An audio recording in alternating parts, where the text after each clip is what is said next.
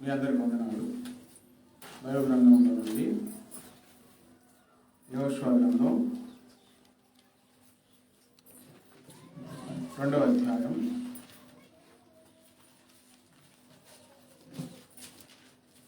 2వ అధ్యాయం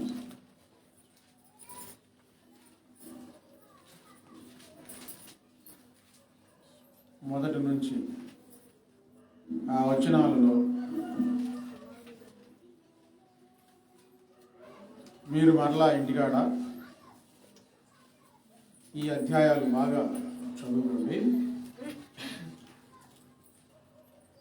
ఈ సందర్భం ఏమిటంటే, దేవుడు ఇశ్రాయేలీయులను కనాను దేశానికి నడిపిస్తున్నప్పుడు మొదట మోషే నడిపించాడు.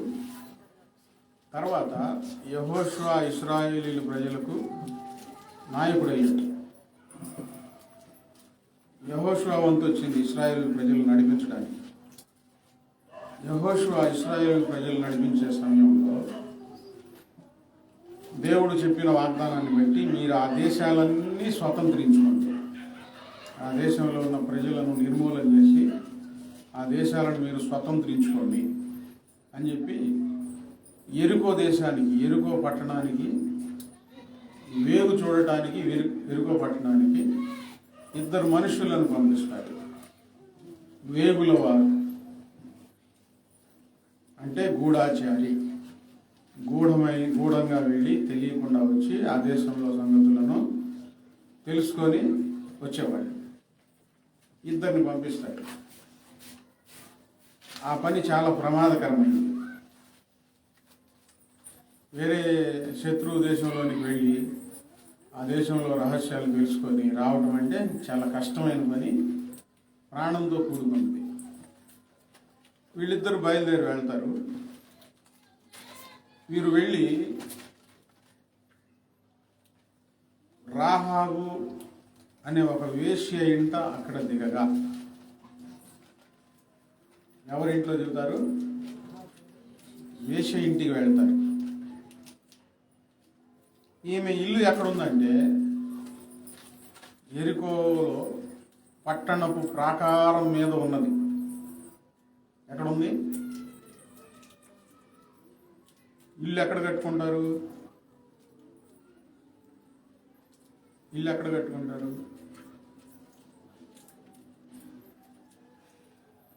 మీకు తెలిసింది చెప్పండి. అంతే, నేల మీద కట్టుకుంటారు. ఎక్కువగా కొండల మీద ఉండేవాళ్ళు ఆ దినాల్లో. ఈమె ఇల్లు పట్టణపు ప్రాకారం మీద ఉన్నది. ప్రాకారం అంటే ఏంటి? ప్రాకారం అంటే ఏంటి?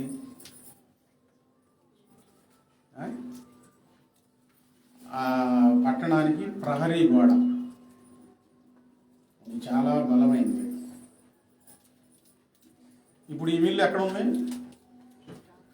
ప్రహరీ గోడ మీద ఉంది. ఇప్పుడు ఇదే మన మందిరమే ఎంత 12 అడుగులు ఎడలు, 20 అడుగులు పొడవు. ఇప్పుడు దీన్నే గోడ మీద కట్టాలంటే ఆ గోడ ఎంత పెద్దదై ఉండాలి? అంటే ఆ యెరికో గోడలు చాలా బలమైనవి, చాలా పెద్దవి. ప్రహరీ గోడ మీద ఇల్లు కట్టుకోండి. ఆమె వేశ్య. వీళ్ళు ఆ ఇంటికి ఎందుకు వెళ్ళారు? వేగు చూడటానికి వెళ్ళి, వేశ్యల దగ్గరకు ఎవరు పడితే వాళ్ళు వస్తూ ఉంటారు, పోతూ ఉంటారు. కాబట్టి తెలియకుండా ఉండాలని ఆమె ఇంటికి వెళ్ళారు. రహస్యంగా ఉండాలి. అయితే విషయం తెలిసిపోయింది. రాజుగారు మనుషులను పంపిస్తారు, మీరు వెళ్ళి వాళ్ళని పట్టుకొని రండి. మనుషులను పంపిస్తే ఆమె ఏం చెప్తుంది? నీ ఇంటికి వేవు చూడటానికి 2 మనుషులు వచ్చారు, ఈ సంగతి రాజుగారికి తెలిసింది, వాళ్ళిద్దరిని బయటికి తీసుకొని రా అని అంటే, ఆమె ఏం చేసిందో తెలుసా? అయ్యా, రావడానికి 2 వచ్చారు, వాళ్ళు మరలా వెళ్ళిపోయారు, ఈ దిక్కు వెళ్ళిపోయారు, వీళ్ళు వారిని తరిమి పట్టుకోండి అని అబద్ధం చెబుతుందండి. ఎవరికి? వాళ్ళ దేశస్తులు. వీళ్ళని ఏం చేస్తుందంటే మిద్ది మీద జనుపు పెట్టెలో దాని మీద రాసి వేసేసి కనబడకుండా పెట్టెలో దాచిపెడుతుంది. ఎవరిని దాచిపెట్టింది? వేవు చూడటానికి వచ్చిన వారిని, ఇశ్రాయేలీయులను.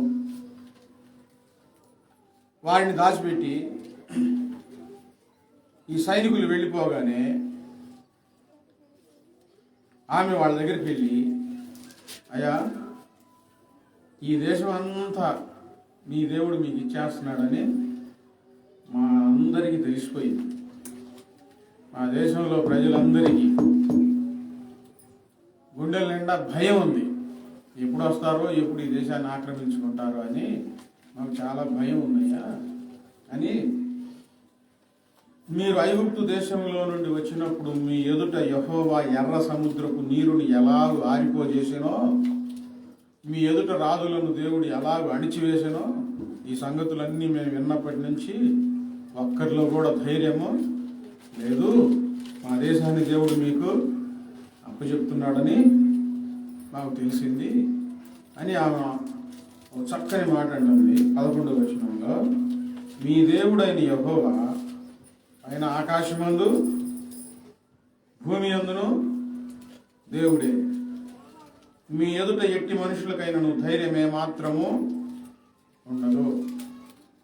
అయితే దేవుడు ఈ దేశాన్ని మీకు అప్పచెప్పేటప్పుడు నన్ను, నా తండ్రిని, నా తల్లిని, అన్నదమ్ములు, అక్క చెల్లెళ్ళు ఉన్నారు, నేను మీకు చేసిన దానిని బట్టి నా కుటుంబాన్ని మీరు రక్షించండి, ఈ దేశంతో పాటు మమ్మల్ని చంపొద్దని ప్రాధేయపడింది. ఈ వేగులు వారు అంటారు, దేవుడు ఈ దేశాన్ని మాకు ఇచ్చినప్పుడు నీవు చేసిన ఉపకారంను గుర్తుపెట్టుకొని ఖచ్చితంగా నీ కుటుంబం వారికి మేము నీకు ఉపకారం చేస్తాం. ఎంత ఉపకారం చేస్తామంటే మా ప్రాణాలైనా పోగొట్టుకుంటాం, కానీ మీ ప్రాణాలకు ఏ హాని కలగనీయము అని వీళ్ళు ప్రమాణం చేస్తారు. వీళ్ళు ప్రమాణం చేసిన తర్వాత ఈ సంగతులు వెళ్ళి నాయకుడైన యెహోషువకు చెప్తే వాళ్ళు బయలుదేరి యెరికో మీదకు యుద్ధానికి వస్తారు. దేవుడు చెప్పినట్లు యుద్ధం చేస్తారు. అది తర్వాత ఎప్పుడైనా చెప్పుకున్నాం. 7 రోజులు పట్టణం చుట్టూ తిరిగి, ఒకరోజు 7 సార్లు పట్టణం చుట్టూ తిరిగి గోడలు ఊది స్తోత్రాలు చెబుతా ఉంటే ఆ గోడలు కూలిపోతాయి అన్నమాట. అప్పుడు 6వ అధ్యాయంలో 22వ వచనంలో యెహోషువ వాళ్ళకి చెప్తాడు యుద్ధం చేసేటప్పుడు, ఈ ఇద్దరు వేగుల వారు ఎవరైతే ఆ పట్టణానికి వెళ్ళారో వాళ్ళని పిలిచి, మీరు ఆ వేశ్య దగ్గరకు వెళ్ళి, ఆ వేశ్య ఇంటికి వెళ్ళి ఆమెతో మీరు ప్రమాణం చేసినట్లు, 6వ అధ్యాయం 22వ వచనం యెహోషువ గ్రంథం, ఆమెతో మీరు ప్రమాణం చేసినట్లు ఆమెను, ఆమెకు కలిగిన వారిని అందరినీ అక్కడి నుండి తోడుకొని రండని దేశమును వేగు చూసిన ఇద్దరు మనుషులతో చెప్పగా, వేగుల వారైన మనుషులు పోయి రాహాబును, ఆమె తండ్రిని, ఆమె తల్లిని, ఆమె సోదరులను, ఆమె కలిగిన వారిని అందరినీ వెలుపలికి తోడుకొని వచ్చింది. ఆమె ఇంటి వారందరినీ వారు వెలుపలికి తోడుకొని ఇశ్రాయేలీయుల పాళెం వెలుపుట వారిని నివసింపజేసింది. వీళ్ళు యుద్ధానికి వచ్చారు. ఆ పట్టణంలో ఉన్న వారందరినీ కత్తివాత, చిన్నపిల్లల్ని, పెద్దవాళ్ళని, ముసలివాళ్ళని అందరినీ చంపివేసేసి ఈమె కుటుంబాన్ని మాత్రం బయటికి తీసుకొచ్చి కాపాడతారండి. ఆమె తన కుటుంబాన్ని ఆ నాశనం నుండి రక్షించుకోండి. వినండి, ఆమె వేశ్య, పుట్టినప్పుడు ఉండే జీవితం వేరు, బాల్యప్రాయంలో జీవితం వేరు, యవ్వన దశకు వచ్చేసరికి జీవితం ఎలా మారుతుందో ఎవ్వరికి తెలీదు. తమను తాము స్వాధీనం చేసుకొని మంచి దారిలో నేను ఉండాలి అనుకునే వాళ్ళని ఎవ్వరూ చెడగొట్టలేరు. ఎంత చెప్పినా వారి జీవితాలను సరి చేసుకోకుండా గాలిపటంలాగా అటు ఇటు వెళ్ళిపోయే వారి జీవితాలు ఎప్పుడు దారం తెగిపోయి ఎక్కడ వెళ్ళి ఏ ముళ్ళ కంపల్లో ఏ చెట్టు పొదలో చిక్కుకుంటాయో తెలియదు. ఈమె వేశ్యగా మారింది. ఒక ఇంటిలో ఒకరు వేశ్యగా మారితే వ్యభిచారంలో పడిపోతే ఆ ఇంట్లో వాళ్ళందరూ మెచ్చుకుంటారా? ప్రవర్తన బాగలేకపోతేనే సహించలేరు. ఇక వేశ్యా జీవితం జీవిస్తూ ఉంటే ఎవరు సహించగలుగుతారు? సహించలేరు. నేను అనుకుంటున్నాను, ఆమెను హీనంగా చూసి ఉండొచ్చు ఆ కుటుంబం వారందరూ. పాడైపోయింది, మంచి జీవితం కాదండి. ఏదైనా సందర్భం వచ్చి కోపం వచ్చినప్పుడు మాటల్లో కూడా అంటారు, చెడిపోయిన మనిషి అని. ఆమెకు తండ్రి ఉన్నారు, తల్లి ఉన్నారు, అన్నదమ్ములు ఉన్నారు, అక్క చెల్లెళ్ళు ఉన్నారు. కానీ ఈమె మాత్రం ఆ ఇంట్లో వేశ్య.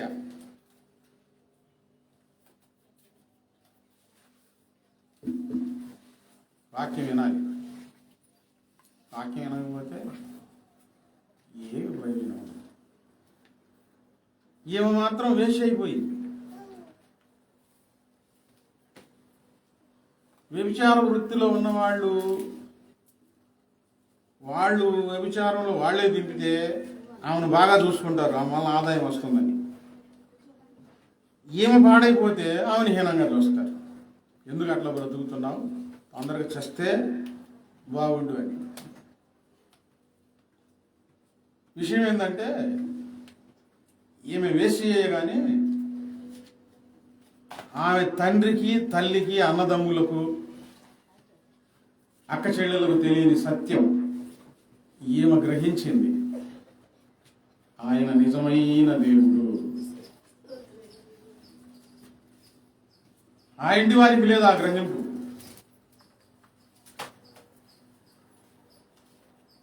ఈమెకు ఆ గ్రహింపు ఉందా? ఒప్పుకుంటుంది, మీ దేవుడే పైన ఆకాశం అందు దేవుడు, భూమి అందు కూడా మీ దేవుడే. ఆయన మనుషుల ఎదుట నిలవడానికి ఏ మనుషునికి ధైర్యం ఏమాత్రము ఉన్నదని నాకు బాగా తెలుసు అని ఒప్పుగా చెప్తుంది. ఖచ్చితంగా మా దేశం దేవుడు మీకు ఇస్తాడు. ఈమె మనసులో ఆశ ఏంటంటే, నేను రక్షించబడాలి, నా కుటుంబం కూడా రక్షించబడాలి. వాళ్ళ కుటుంబం వారు ఏమని అనుకున్నారో తెలియదులే కానీ ఈమె మాత్రం కుటుంబం పట్ల ఏ ఆశ కలిగి ఉంది? నశించిపోకూడదు, రక్షించబడాలి. ప్రేమ లేకపోతే ఆ మాట అనేదా? కుటుంబంలో అందరినీ ఏం చేస్తుంది? ప్రేమిస్తుందండి. ప్రేమించకపోతే నా తల్లిని, నా తండ్రిని, నా అన్నదమ్ములను, నా అక్క చెల్లెలను బయటికి తీసుకురండి అయ్యా అని చెప్పేది కాదు, నన్ను కాపాడండి అనేది. జీవితం బాగాలేదులే కానీ కుటుంబాన్ని మాత్రం బాగా ప్రేమిస్తుంది. అప్పుడు వాళ్ళు ప్రమాణం చేసినట్లుగా యుద్ధానికి వచ్చినప్పుడు ఆమెను, ఆమె ఇంటి వారిని అందరినీ బయటికి తీసుకొచ్చి ఈ పట్టణాన్నంతటిని నశింపజేస్తారు. దేవుడు ఆమె మనసులో ఉన్న విశ్వాసాన్ని చూశాడు. ఆమె ఒప్పుకుంది కదా, మీ దేవుడే పైన ఆకాశం ముందు దేవుడు, భూమి మీద కూడా ఆయనే దేవుడు అని ఒప్పుకుంది కదా. అందుకని ఆమె రక్షించబడటానికి అనుమతినిచ్చాడు, మనసును ప్రేరేపించాడు, వీళ్ళకి దయ పుట్టించాడు ఆమె పట్ల. వాస్తవానికైతే దేవుడు చెప్పిన మాట, మీరు వెళ్ళిన చోట ఏ ఒక్కరిని వదిలిపెట్ట, అందరినీ సమూలంగా నిర్మూలన చేయండి అని దేవుడు చెప్పాడు. కావున ఈమె పట్ల అది దయ పుట్టించాడు. ఈమె రాహాబు వేశ్యయే కానీ ఆమె జీవితం బాగాలేదే కానీ విశ్వాసం మంచిది, నమ్మకం మంచిది. ఆయన ఒక్కడే దేవుడు అని ఆయన పిల్లలకు సహాయం చేసిందండి. దేవుని పనిచేసే వారికి ఏం చేసింది? సహాయం చేసింది. వాళ్ళ దేశస్తులకు అబద్ధం చెప్పిందిలే కానీ వీళ్ళకి మాత్రం సహాయం చేసింది. దేవుని పిల్లలకు ఎవరు సహాయం చేస్తారో వారి కుటుంబాలు కాపాడబడతాయి. దేవుడు వారికి సహాయం చేస్తాడు. కొంచెం ఈ బైబిల్ గ్రంథంలో నిర్గమాకాండంలోనికి వెళ్ళి చదివితే మోషే చరిత్ర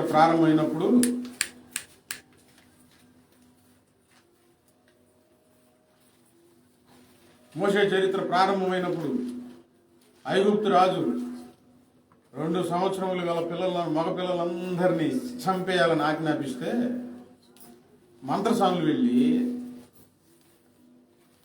వాళ్ళని కాన్పు సుఖవంతంగా చేపిస్తున్నారు. మీరెందుకు ఇలా చేస్తున్నారని అడిగితే, అయ్యా మేము వెళ్ళేసరికి వాళ్ళు కంటున్నారు, వాళ్ళు చురుకైన వాళ్ళు ఇశ్రాయేలీయులు, మేము వెళ్ళేసరికి వాళ్ళు కంటున్నారని ఆయన రాజకీయ అబద్ధం చెప్పారు. దేవుని పిల్లలకు సహాయం చేసినందుకు దేవుడు ఆ మంత్రసానుల వంశాన్ని ఆశీర్వదించాడని రాయపడండి. వారిని వృద్ధిలోనికి తీసుకొని వచ్చాడంట. దేవుని పిల్లలకు సహాయం చేస్తే, దేవుని పని కొరకు సహాయం చేస్తే మీరు మీ కుటుంబం అంతా రక్షిస్తాడు దేవుడు. మీరు సహాయం చేస్తాడు ఆయన.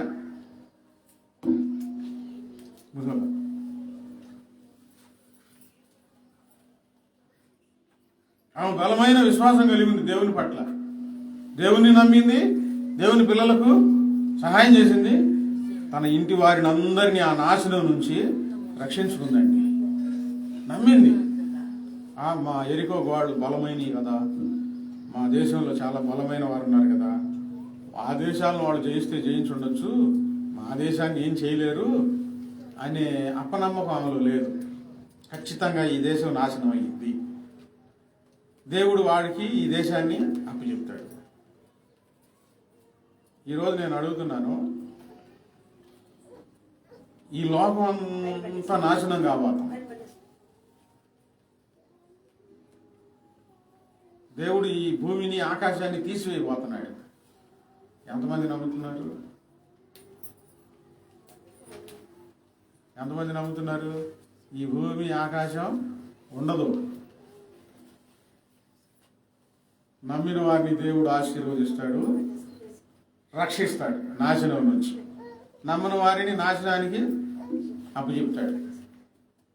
ఎంతకాలం పట్టింది పాస్టర్ గారు అని అడగవచ్చు. వచ్చిందిగా, డౌట్ వచ్చిందిగా. కాలములు సమయములు తండ్రి తన స్వాధీనంలో ఉంచుకొని ఉన్నాడు. ఎప్పుడు విపత్తులు వస్తాయో, ఎప్పుడు ఏం జరుగుతుందో తెలియదు.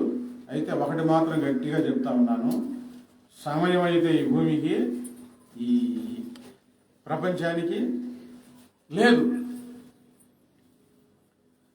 ప్రపంచానికి లేదు. ఇప్పుడు ఒక మాట చెప్తున్నాను, గుర్తుపెట్టుకోండి.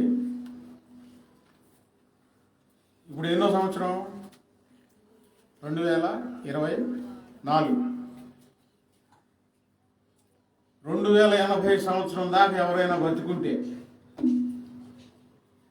ఎన్నో సంవత్సరం దాకా అంటే ఇప్పుడు ఎన్ని సంవత్సరాలు అక్కడికి? 2024, 2080 అంటే ఎన్ని సంవత్సరాలు? ఈ 4 తీసేయండి. ఎన్ని? 60 సంవత్సరాలు. నీకు ఎన్ని సంవత్సరాలు? 30 అంటే 60 సంవత్సరాలు అంటే 30 అంటే 60 సంవత్సరాలు అంటే ఎన్ని? 90 సంవత్సరాలు. ఇప్పుడు 60 ఉన్నాయి అనుకోండి, 120 దాకా ఎవరు బతకడం ఆగేది. సరే 20 సంవత్సరాలు ఉన్నాయి అనుకోండి, 2080 వచ్చేసరికి, 2080 బాగా గుర్తుపెట్టుకోండి. నేను అందరికీ చెప్పట్లేదు, మన సంఘంలో మీకు చెప్తా ఉన్నాను. చాలా భయంకరమైన పరిస్థితుల్లో ఉండింది ప్రపంచం అంతా. చాలా దారుణమైన పరిస్థితుల్లో ఉంటుంది. మీకు చెప్తున్నాను, మీరు గుర్తుపెట్టుకోండి. మళ్ళీ మీ ఇంటికి వెళ్ళి 2080కి అంతా పోయిందంట పాష గారు చెప్పాడని మళ్ళీ ఇట్లా చెప్పాలి. ఇప్పుడు నేను చెప్పింది ఒకటైతే ఇంటికి వెళ్ళేసరికి మారింది. కొట్లో ఒకసారి కాటా ఇచ్చుకున్నాం అనుకోండి, ఇంకోసారికి వచ్చి కాటా ఇచ్చింది మళ్ళీ మారిపోయింది.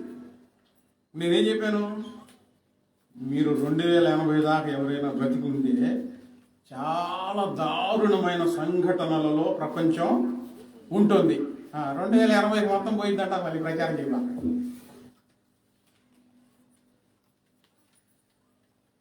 భయంకరమైన సంఘటనలు. సమయం అయితే లేదు. మాష్ గారు 2080 దాకా ఉండింది ఆ ప్రపంచం అంటే ఏమని చెప్పలేము. ఎంతమంది నమ్ముతున్నారు ఈ ప్రపంచానికి నాశనం సమీపంలో ఉన్నదని? నమ్మిన వారు ఏం చేస్తారో తెలుసా? తట్టా బుట్టా సర్దుకుంటారు. ఇక్కడ ఈ లోకంతో పని మనకొద్దు, బాప్తిసం తీసుకొని ప్రభు శరీరంలో ప్రభు రక్తంలో కాలిభాగం అవుతూ పరలోకంలో ఆ ప్రభుతో ఉండాలని అక్కడ దాచిపెట్టుకుంటారు. పరలోకంలో ఉండే జీవితం కోసం ఇక్కడ ప్రయాసపడతా ఉంటారు. నమ్మకం లేని వారు అలాగే ఉండిపోతారు. ఆమె నమ్మింది, ఖచ్చితంగా ఈ దేశాన్ని దేవుడు వీళ్ళ చేతులకి అప్పచెప్తాడు, మన దేశంలో ఎవరు బ్రతకరని నమ్మింది. ఆమెకు అర్థమైపోయింది. వాళ్ళను ప్రాధేయపడింది. నన్ను, నా తల్లిదండ్రులను, నా అన్నదమ్ములను, నా అక్క చెల్లెలను మీరు రక్షించండి అయ్యా, కాపాడండి అయ్యా. నువ్వు రక్షించబడాలి, నువ్వు బాప్తిసం తీసుకోవాలి, నువ్వు రక్షించబడాలి, ప్రభు శరీరంలో ప్రభు రక్తంలో పాలిభాగం అవ్వాలి, నీ పేరు జీవ గ్రంథంలో రాయబడాలి. తర్వాత ఏం చేయాలి?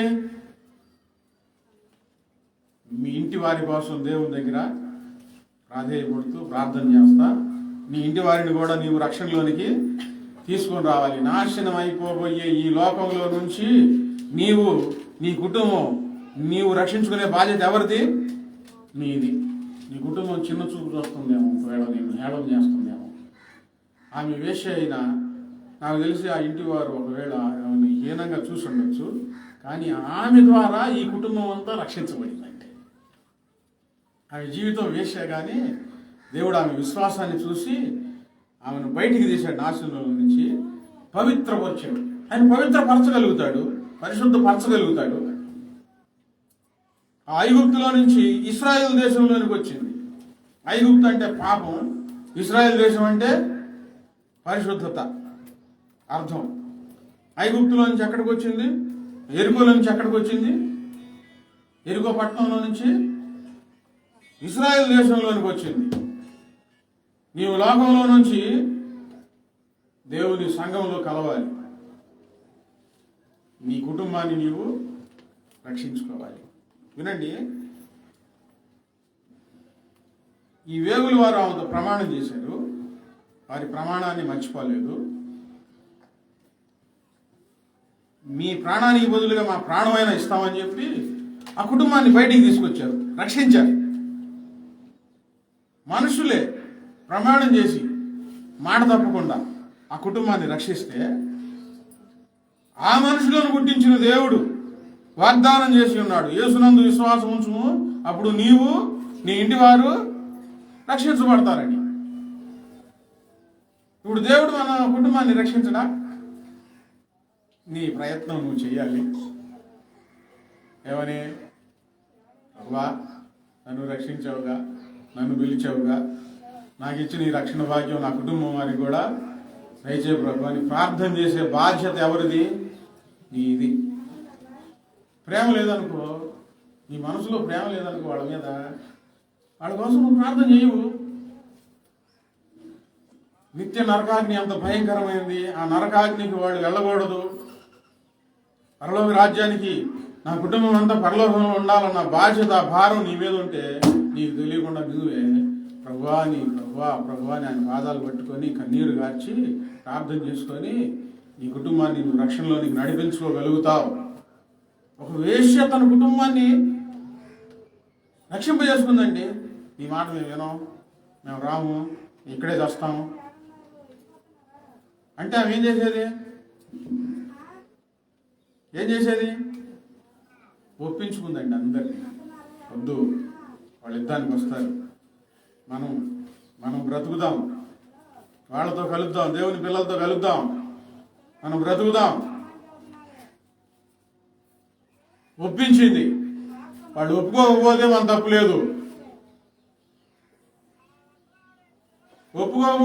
లేదు, ప్రార్థన చేయడం ఎవరి బాధ్యత? మన బాధ్యత. రక్షించబడిన తర్వాత నువ్వు నీ కుటుంబం కోసం ప్రార్థన చేయకపోతే నీదే బాధ్యత. ఆ భారం అంతా, ఆ పాపం అంతా నీ మీద ఉంటుంది. మళ్ళా కన్నీరు విడిచి నీ బంధువుల కోసం, నీ ఇంట్లో వారి కోసం మొదట నీ ఇంటి వారిని రక్షణలోనికి నడిపించుకోవాలి. హెబ్రీయులకు రాసిన పత్రికలో 11వ అధ్యాయంలో, హెబ్రీయులకు రాసిన పత్రిక 11వ అధ్యాయంలో 31వ వచనంలో, విశ్వాసమును బట్టి రాహాబను వేశ్య వేగులు వారిని సమాధానముగా చేర్చుకొనినందున అవిధేయులతో పాటు నశింపకపోయెను. ఆమెకు కలిగిన నమ్మకాన్ని బట్టి ఈ నశించిన వారందరి గురించి ఏం రాశారంటే అవిధేయులు, నమ్మలేదు. ఇశ్రాయేలీయులందరూ వచ్చి మనల్ని చంపేస్తారని వాళ్ళు నమ్మలా. ఈమె నమ్మింది. నాశనం నుంచి విశ్వాసంతో ఆమె రక్షణ పొందింది, రక్షించబడింది, తన కుటుంబాన్ని రక్షణలోనికి నడిపించుకుందండి. నేను మాట్లాడుతున్నాను, ఆ వేశ్యను విశ్వాసాన్ని బట్టి ఆమె జీవితాన్ని బాగు చేసి నాశనం నుంచి ఆమెను బాగు చేసిన దేవుడు మంచిగా జీవిస్తున్నది దేవుడు మనల్ని రక్షించడా? రక్షించడా? ఆమె పాపాత్మురాలండి. మనమేం పాపం చేసామనుకో అంటే, నేను అంటున్నాను, పోయిన వారం చెప్పాను కదా, మనం అందరం పాపులు. జన్మ పాపము, కర్మ పాపము మనల్ని అంటుకొని ఉన్నది. మనం స్వతహాగా చేసిన పనుల ద్వారా వచ్చిన పాపం కర్మ పాపం. మనం పుట్టుకతో వచ్చిన పాపం జన్మ పాపం. సరే, అంత భయంకరంగా జీవించట్లేదు, నీతిగా నిజాయితీగానే జీవిస్తున్నాం. కానీ మనం పాపులం అని దేవుని దగ్గర ఒప్పుకోవాలి. ఆమెను రక్షించిన దేవుడు మనల్ని, మన కుటుంబాలను ఎందుకు రక్షించడు? విశ్వాసంతో ఉంటే ఈ లోకం అంతా నాశనం కాబోతుంది. రక్షణ పొందాలి, దేవుని సన్నిధిలో ఉండాలి, దేవునితో ఉండాలన్న విశ్వాసం. దేవుడు ఎందుకు రక్షించడు? అదేగా దేవుని కోరిక కూడా, రక్షించాలనేగా, రక్షణ పొందాలనేగా. రాహాబు అనే వేశ్య పాపిగా ముద్రపడి ఇప్పుడు ఇశ్రాయేలీయులతో, దేవుని పిల్లలతో కలిసి పవిత్రురాలుగా మారిందండి. అది సాధ్యమా? ఒక పాపాత్మురాలు పవిత్రంగా మారడం సాధ్యమా? సాధ్యమే. యేసు ప్రభు వారు పాపాత్ములను పవిత్రులుగా మారుస్తూ ఉన్నారు. పవిత్రులుగా మారడానికి ఆయన ఈ లోకానికి వచ్చారు. ఆమె పాపపు వంశావళిలో నుండి పవిత్రమైన వంశావళిలోనికి చేర్చబడిందండి. హల్లెలూయా. ఈ లోకంలో ఈ నమ్మకం లేకుండా, ఏది ఈ లోకం దేవుడు కాల్చివేయబోతున్నాడు, నూతన భూమి, నూతన ఆకాశం దేవుడు సృష్టించాడు, వాటిని మన ఎదుటకు తీసుకొని రాబోతున్నాడు అనే నమ్మకం లేకుండా, ఇవన్నీ ఒట్టి మాటలే, కట్టుకథలే, పొట్టపుట్టి కోసంలే అనుకొని, మాది ఆ కులం, మాది ఈ కులం, మేము గొప్పోళ్ళం, మేము పెద్దోళ్ళం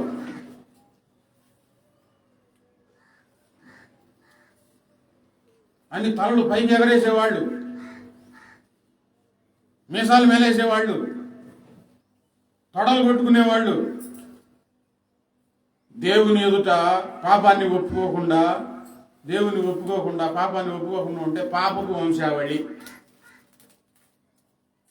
ఏ వంశావళిలో ఉన్నారు వాళ్ళు? పాపపు వంశావళిలో ఉన్నారు వాళ్ళు. ఎవరు యేసుప్రభు వారి దగ్గరకు వచ్చి ఆయనే నిజమైన దేవుడని ఒప్పుకొని వారి పాపములను విడిచిపెట్టి, ప్రభువా తెలియజేశామయ్యా, నీవే నిజమైన దేవుడు, మా కొరకు నీవు చనిపోయావు, మా పాపములు కడిగి వేయటం కోసం నువ్వు రక్తం కార్చావని విశ్వాసం ఉంచి ఆయన పాదాల సన్నిధి చేస్తారు, వీళ్ళు పవిత్రమైన వంశావళిలోనికి చేర్చబడుతున్నారండి. ఆమె జీవితం ఒక్కటే పాడైపోయిందిలే కానీ ఆమె మాత్రం గొప్ప సత్యాన్ని తెలుసుకొని తను తన కుటుంబాన్ని ఆ సత్యంలోనికి నడిపించుకున్నది, రక్షణ పొందింది. విశ్వాసమును బట్టి. అంతేకాదు, దేవుని పిల్లలతో కలవటమే కాదు, దేవుడిగా ఆమె ఒక గొప్ప ఆధిక్యతనిచ్చాడు. మత్తయి సువార్త 1వ అధ్యాయం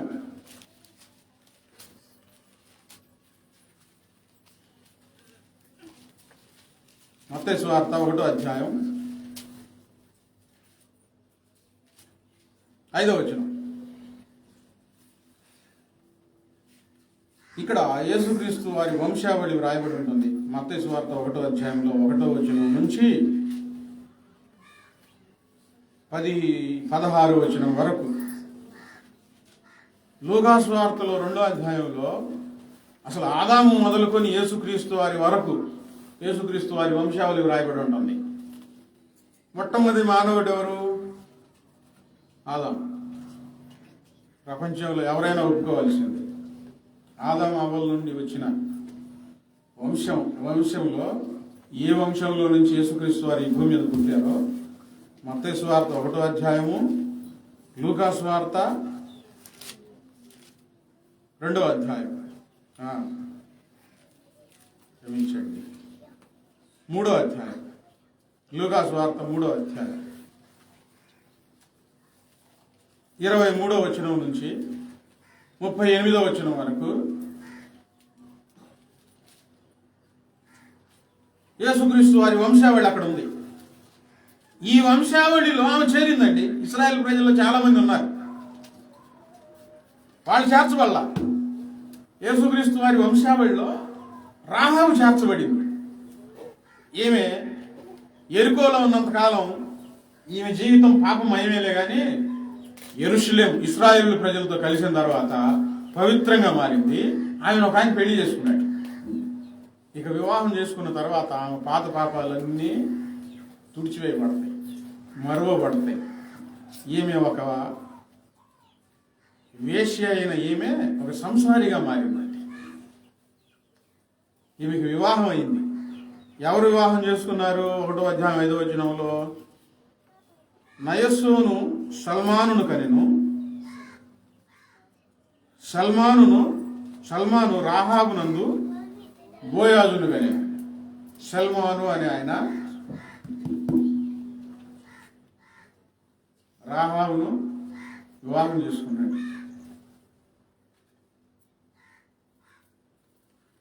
ఆమె యేసుక్రీస్తు వారి వంశావళిలోనికి వచ్చింది. చాలా మంది ఉన్నారు ఇశ్రాయేల్ ప్రజలు, కానీ వాళ్ళు యేసుక్రీస్తు వారి వంశావళిలోనికి చేర్చబడలా. ఈమె విశ్వాసాన్ని బట్టి దేవుడు ఆమెను ఆయన వంశావళిలోనూ ఆయనే కలుపుకున్నాడు. ఎంత గొప్ప భాగ్యం సంపాదించుకుంది భూమి మీద బ్రతికి.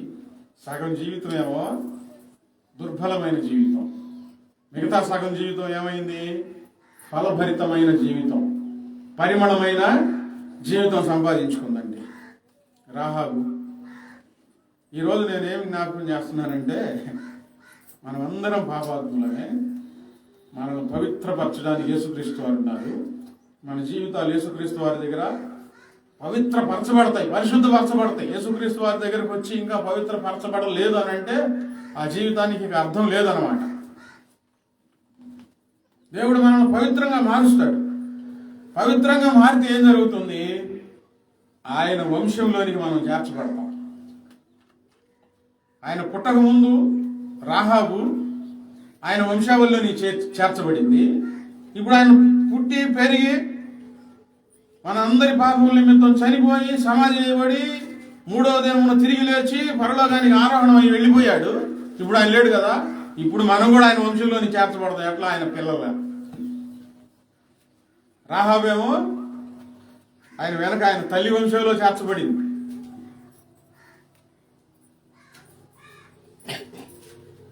ఇప్పుడు మనం ఆయన పిల్లల వంశంలో చేర్చబడతాం. పాపం వదిలిపెట్టి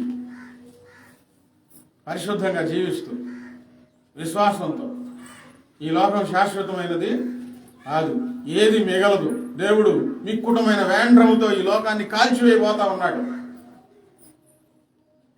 నేనేదైనా జీవిస్తే దేవుని కొరకు జీవించి నా జీవితం అక్కడ ఉండేటట్లు నేను చూసుకోవాలని ఎవరైతే నమ్ముతారో వాళ్ళు దేవుని కుమారులు అగినట్లుగా ఆయన అధికారం అనుగ్రహించాడు. దేవుడు లోకమును ఎంతో ప్రేమించెను, ఆయన యందు విశ్వాసం ఉంచిన వారందరికీ దేవుని పిల్లలవుటకు ఆయన అధికారము అనుగ్రహించి ఉన్నాడు. ఇప్పుడు మనం కూడా ఆయన వంశంలో చేర్చబడే మంచి అవకాశం ఏంటంటే, ఇప్పుడు దేవుని దగ్గరికి వచ్చి మంచి విశ్వాసమును బట్టి విశ్వాసంతో పరిశుద్ధంగా ఉంటే ఆయన వంశంలో మనం చేర్చబడతాం. ఆయన వంశంలో చేర్చబడితే ఏం జరుగుతుంది? దేవుడు ఈ భూమిని నాశనం చేయబోయేటప్పుడు ఆయన మనలను జ్ఞాపకం చేసుకొని, హల్లెలూయా, మనల్ని జ్ఞాపకం చేసుకొని ఆయన వంశంలో ఉన్న ఈ పేర్లన్నీ ఆయన చూసుకొని ఆయన యొద్దకు చేర్చుకుంటాడండి. నాశనానికి అప్పచెప్పడు. అట్టి మంచి జీవితం నీలో ఉందా? ఇది ఈరోజు ప్రశ్న. ఆయన పిల్లలుగా మారే అధికారం దేవుడు మనకి ఇచ్చాడు. ఒకరోజు యేసు ప్రభు వారు ప్రసంగం చేస్తూ ఉంటే, అయ్యా, బయట నీ తల్లి నీ సహోదరులు నీ కొరకు ఎదురు చూస్తున్నారంటే ప్రభు వారు చెప్పారు, ఎవరు నా తల్లి, ఎవరు నా సోదరులు? ఈ వాక్యం విని దానిని గైకొన్న వారే నా తల్లి నా సోదరులు. ఇప్పుడు మరియమ్మ గారిని మనల్ని దేవుడు ఒక తాటి మీదకి తీసుకొని వస్తా ఉన్నారు. దేవుని మాటలు వినాలి, దేవుని మాటలు యందు విశ్వాసం ఉంచాలి, ఆ వాక్యం మన జీవితంలో కార్యసిద్ధి కలిగించాలి, వాక్య ప్రకారం జీవించాలి, పరిశుద్ధంగా జీవించాలి, విశ్వాసంతో ఉండాలి. నమ్మకం లేనివారు, నిరీక్షణ లేనివారు పవిత్రంగా జీవించలేరు, దేవుని కొరకు జీవించలేరండి.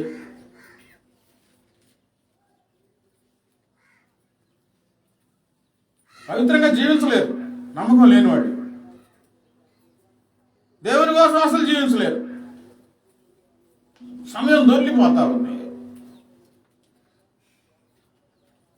ఈ ఆదివారం దేవుని దగ్గర కూర్చొని వాక్యం విని ఇంటికి వెళ్ళిన తర్వాత వాళ్ళు ఎలా బ్రతుకుతారంటే, ఇంట్లో పనులు చేసేసుకొని వెంటనే అయ్యో అక్కడికన్నా వెళ్ళి నేను స్వార్థ చెప్పాలి, ఇంకా కొంతమందిని రక్షణలోనికి నడిపించాలి, ఆ భారం కలిగి ఉంటారు. వాళ్ళు దేవుని పిల్లలు అవుతారు. ఇంటికి వెళ్ళంగానే ఇక లేనిపోయిన ముచ్చట్లు పెట్టుకొని వండుకొని తినడంలో కాసేపు రెస్ట్ తీసుకొని నిద్రపోయి, ప్రార్థన లేకుండా, పరిశుద్ధత గురించి అవగాహన లేకుండా, ఆలోచన లేకుండా, దేవుని పని గురించి అసలు ఏమి పట్టినట్టుగా ఉండి సామర్థ్యంగా నిద్రపోయారనుకోండి, వాళ్ళు ఎట్లా రక్షించబడతారు? రక్షించబడతారా?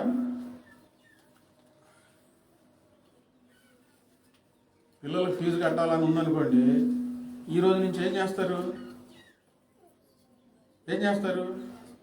ప్రయత్నం చేస్తారా చేయరా? అదే నమ్మకం అంటే, అమ్మో నేను సరి చేసుకోకపోతే, తొందరపడకపోతే ఆ ఫీజు కట్టలేదు నేను పిల్లలకి అని భయం వచ్చేసేసి, అమ్మో నేను పవిత్రంగా మారకపోతే దేవుని దగ్గర ఉండలేనేమో, నేను ప్రార్థన చేయకపోతే దేవుని నుంచి దూరం అయిపోతానేమో. దేవుని దగ్గరికి వచ్చావు, చాలా సంతోషం. ఆమె ఇశ్రాయేలులో చేర్చబడిన తర్వాత ఆమె ప్రవర్తన బాగలేకపోతే సల్మాన్ అని ఆయన రాహాబుని వివాహం చేసుకునేవాడు కాదు, ఆమె నింద తీసివేసేవాడు కాబట్టి. ఒకప్పుడు రాహాబుకి భర్త లేడు, ఆమె జీవితం వేశ్యా జీవితం. కానీ ఇప్పుడు దేవుని దగ్గరికి వచ్చిన తర్వాత ఆమెకు భర్త కలిగాడు, పవిత్రమైన జీవితంగా ఆమె మారిపోయింది. నీవు దేవుని దగ్గరకు వచ్చి నాకు విశ్వాసం ఉందిలే, దేవుడు చూసుకుంటాడులే అన్ని అనుకొని ఏమి చేయకుండా అలాగే ఉన్నామంటే అంతే అంతే ఉంటావు, విడవబడతావు, రక్షించబడవు, విడవబడతావు, దేవుని చేతుల్లో నుంచి దూరం అయిపోతావు, దేవుని భాగ్యాన్ని సంపాదించుకోలేవు. నేను దేవుని బిడ్డను అనే ముద్ర ఇక్కడే వేసుకోవాలి, ఈ భూమి మీదనే స్థాపించుకోవాలి. అవి నీ పనులను బట్టి ఉంటాయి, నీలో ఉన్న ఆసక్తిని బట్టి ఉంటుంది. అక్కడికైనా దేవుని వాక్యం చెప్పాలి. ఈరోజు ఇన్ని గంటలు నేను ప్రార్థన చేయాలి, ఇదిగో ఈరోజు ప్రార్థన ఉంది, ఆ ప్రార్థనలో నేను పాలిభాగం అవ్వాలి. ప్రార్థన జరుగుతుంది ప్రశాంతంగా, నాకెందుకులే అని ఏటగాడే ఉన్నాం అనుకో, ఇప్పుడు దీని విశ్వాసం అంటారా, ఆసక్తి అంటారా? తెలుసు రావాలని, ఏదో ఒకటి చెప్పుకోవచ్చులే అనుకుంటే ఇక్కడ దేవుని బిడ్డగా నువ్వు తీర్చబడలేవు. దేవుని పిల్లలారా, మీరు ఎంత ఆతృత పడుతున్నారు దేవుని కోసం, ఎంత పని చేస్తున్నారు. ఈ వారం అంతా, పోయిన వారం అంతా ఒకసారి కొంచెం ధ్యానం చేసుకోండి. ఎంత ప్రార్థన చేసుకున్నారు, ఎంతమందికి దేవుని వాక్యం, దేవుని గురించి చెప్పారు, మీ కుటుంబంలో వారికి ఒక్కసారి అట్లా హెచ్చరించారా? మీరు చేసే పనిని బట్టి, మీ ఆసక్తిని బట్టి, మీ హృదయంలో ఉన్న ఆశను బట్టి, మీ పనులను బట్టి మీరు దేవుని పిల్లలో, దేవుని వంశం వారో కారో వెంటనే అర్థమైపోయింది. చివరి నెలలోనికి వచ్చాం. ఈ చివరి నెలలో ఇది 2వ ప్రసంగం. పోయిన వారు ఏం చెప్పాం? మనం అందరం తప్పులమే, ఇతరుల తప్పులు కాదు, మన తప్పులు చూసుకొని ఇతరుల తప్పుల కోసం ప్రార్థన చేస్తూ బ్రతకాలని. మరి ఎన్ని తప్పులు మీరు సరి చేసుకున్నారు? సరి చేసుకుంటే దేవునికి స్తోత్రం, దేవుని హత్తుకుంటే. ఈ వారం సందర్భం ఏంటి? దేవుని దగ్గరికి వచ్చిన తర్వాత కూడా నీ జీవితం వేశ్య జీవితం ఉండకూడదు. దేవునితో అంటుకట్టబడాలి, ఫలించాలి, దేవుని కొరకు సిద్ధపడాలి. దేవుని వంశావళిలో నీకు చేర్చబడాలి, దేవుని బిడ్డగా ముద్ర వేయబడాలి. అప్పుడు ఈ నాశనం నుంచి నీవు రక్షించబడతావు. మోకరించాలి, ప్రార్థన చేసుకో.